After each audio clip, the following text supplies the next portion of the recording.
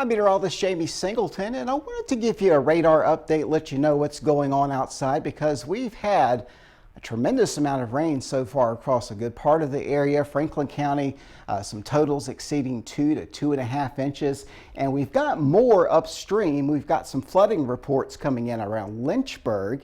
Now, just to show you though, this is not directly off of Tropical Storm Ada, which is still down here in the Gulf of Mexico. This is moisture that Ada brought in indirectly. So we've got some rich moisture here, very high amounts of moisture in the atmosphere. And what's happening off to the west is the jet stream is moving from southwest to northeast. That's pushing a cold front closer to the area, but the problem is, instead of moving due east, the jet stream's coming up like this across the Great Lakes. And what that does, it makes the front, since it's parallel to it, slow down to a crawl. When that happens, little areas of low pressure develop along the front, and with each passing low, we get a new wave of rain.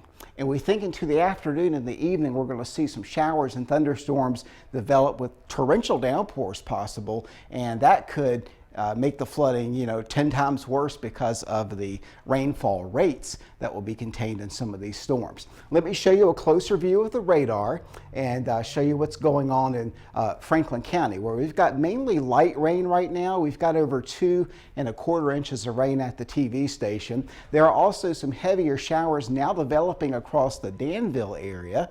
And then as you continue out toward, looks like Patrick County into Rockingham County and Stokes County in North Carolina, the rain continues developing. Look what's happened in the New River Valley, where we have seen some heavier cells popping up from Pulaski down through Hillsville and Mount Airy. And the models here have been hinting and showing a bullseye of precipitation rain totals that could exceed, by the time it's all said and done, we're looking at about 5 to 10 inches in some area.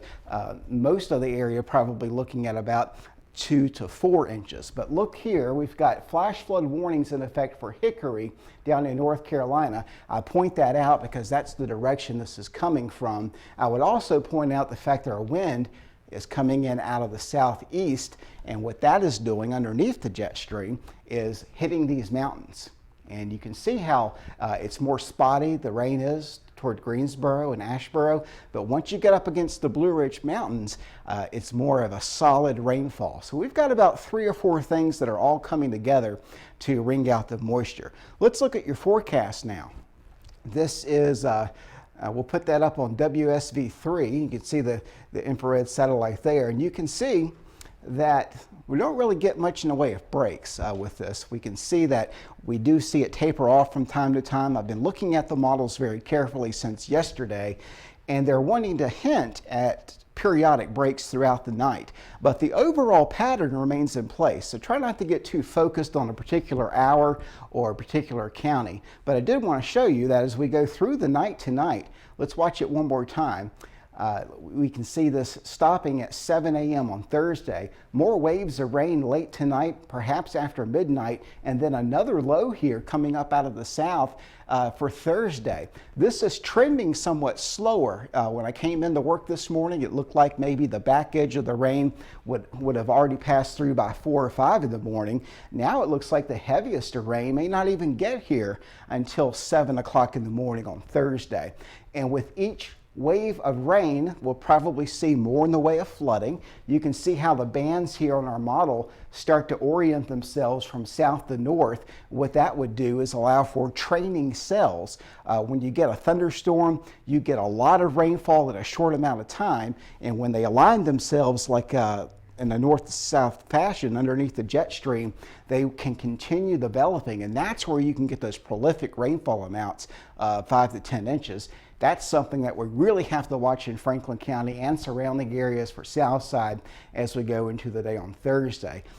Flood watch in effect for most of the area through 7 p.m. on Thursday.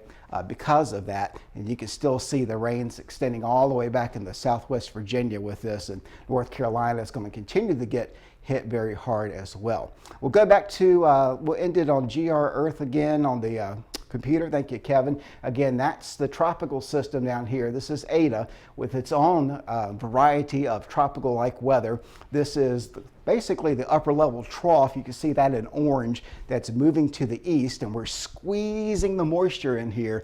North of Ada, you've got this rich tropical air that's coming in not only off the Gulf, but pretty much off the Atlantic, mostly the Atlantic. And again, it's very spotty in the Carolinas, but as it gets closer to the jet stream, there's a siphoning effect.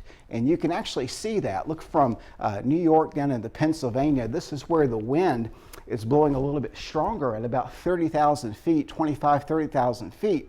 Well, when you have that moisture in place and the wind's blowing faster here, it basically takes it, siphons it from the south back to the north, and it wrings out more in the way of rainfall. So that's one of the mechanisms. But again, as I mentioned, any little ripple through tonight and into Thursday, any ripple in this jet stream configuration will continue to provide the chance to see another wave of rain. You can almost see that's one wave of rain that we had this morning. Then we've got that second area of rain now developing. And so this is what I'm going to be watching down across North Carolina for the rest of the afternoon into the evening. And from that point on, we'll wait on any break we can get, but we'll hope it doesn't continue to develop and where we don't get any breaks. We're looking at it again. It's almost minute by minute now. That's not a good sign. You can see that we're definitely seeing, this is what I look at when I look at whether or not we're having a wave of low pressure develop. Notice how Lebanon and the Abington, notice how the showers grow. Every 2 minutes we get an update off the radar in this mode. And you can see it's certainly starting to light up here off to the west. So there's more in the way of energy and a lot more in the way of moisture coming through. And the moisture is going to stay with us. It's just whether or not we can wring that moisture out and get those heavier rainfall amounts. But it's starting to now blossom closer into the Roanoke Valley area as well, near Catawba, Montgomery County, Blacksburg, Merrimack, seeing the rain. These are flood advisories in effect for basically low water conditions where, you know, you've got ponding of water on the roadways, ditches kind of overflowing, that kind of thing. But down here across Lincolnton and Hickory in North Carolina, there's some lightning showing up here. These are thunderstorms, and you can get thunderstorms in November. It just has to be warm and unstable. You can feel the stickiness of the air outside. Dew points are in the mid-60s. The air is very moist, and you don't need a lot of instability when you've got a lot of moisture in place to get these showers and storms. So if you follow the trajectory here through North Wilkesboro, Wilkes County, and Allegheny County, North Carolina, it's going to line up through the NRV, and it's still got to make it through Roanoke and the Martinsville. And again, this is one of many waves.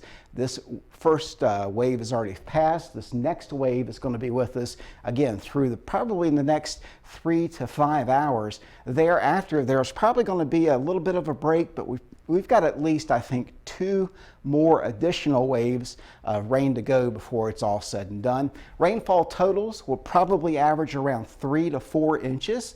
But there will be higher amounts, especially right in through here, northwest North Carolina. And do we see those higher amounts in Franklin County? Possible? Yes, especially near Callaway and the Ferrum, near the Blue Ridge Parkway, going down to Stewart and Meadows of Dan. This is where we could see amounts over 5 or 6 inches through Thursday. Thursday itself will be very rainy. I'm very concerned about the morning commute.